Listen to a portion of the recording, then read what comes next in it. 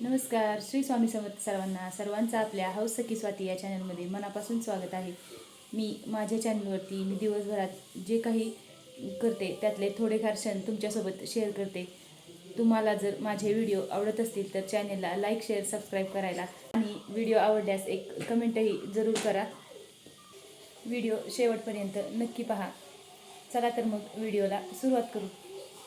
रात्रभर पाऊस चालू होता. आता थोडाफार पाऊस उघडला होता, पण झालं असं की आता म्हणतो ना, शाळेत जायच्या वेळेला आणि शाळा सुटायच्या वेळेला पाऊस हा हमखास येणार, तसंच आज काहीसं झालं.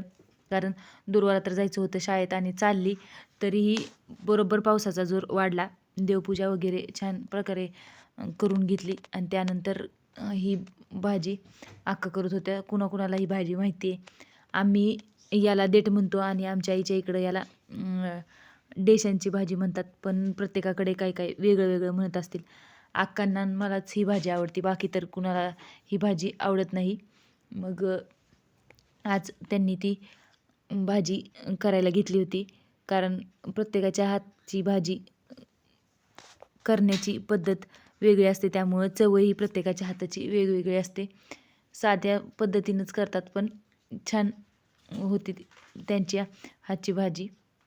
दुर्वा तर शाळेत गेली आता. आज काय मी तिला सोडायला गेले नाही, शाळेत दीदी घरीच आहे. आज त्यांच्या शाळेत मॅडमची रिटायरमेंटचा कार्यक्रम होता, म्हणून मी दुर्वालाही म्हणलं होतं नको जाऊ शाळेत, पाऊस जोरात यायला लागलाय, पण तिचं काही तसं मनात नव्हतं. तिला जायचंच होतं शाळेत आणि दीदी शाळेत नव्हती, आज घरीच होती.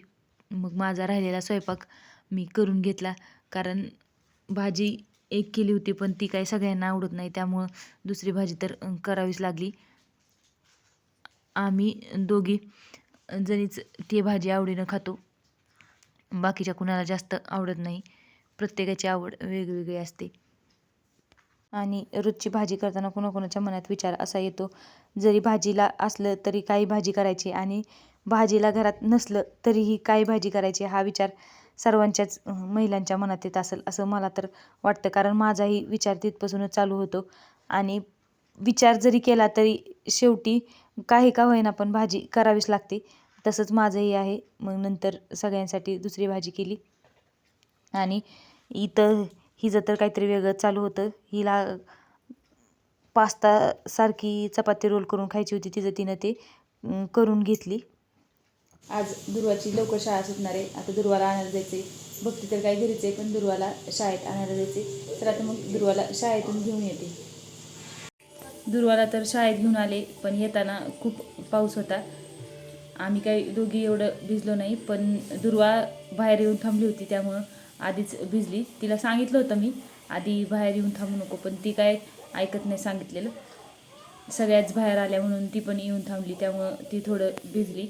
आणि मग आता पाऊस नेहमीपेक्षा आता जास्त यायला लागलाय आणि दुर्वा बाहेर येऊन थांबली होती तेव्हा भिजली होती, त्यामुळं तिचे जरा केसही सुकून घेतली होती दुपारी.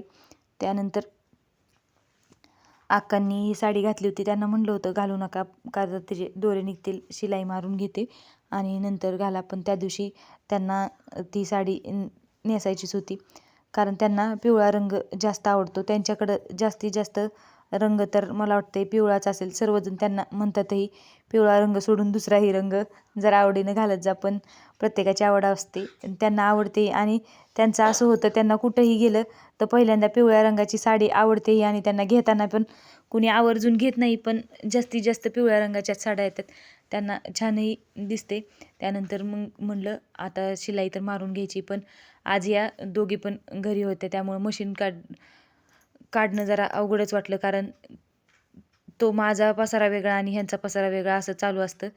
मग ते कडचं कापून तरी घेतलं, म्हणलं ते तर करून ठेवावं आणि जर जमलं तर त्याला शिलाई मारून घ्यावी. पण दुर्वाचं काहीतरी वेगळंच चालू राहिलं.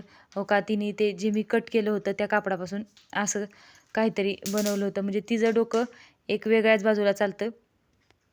दुपारी जो मी साडीचा भाग कट केला होता ती आधीच म्हणली होती, मम्मी मला दे, ते टाकून देऊ नको, मी त्याच्यापासून काहीतरी बनवीन. आणि तिनं असं बनवलं. ती घरी असली की तिचं असंच काही ना काही चालू असतं, त्यामुळे मला माझंही काम कोणतंही करताना विचार करूनच करावं लागतं, कारण तिचं झोपत तर नाही किंवा दुसरंही काही करत नाही, असंच दिवसभर चालू असतं. नंतर 4 वाजता बघितलं पाऊस उघडलाय का तर कपडे तर आज वाळलीच नाहीत, पण जी काही वाळली होती कालची ती काढून आणून घड्या घालून ठेवलीत. आणि पाऊस तर पाहिजेच. चला तर मग पुन्हा भेटू उद्याच्या व्हिडिओमध्ये. तोपर्यंत काळजी घ्या. नमस्कार.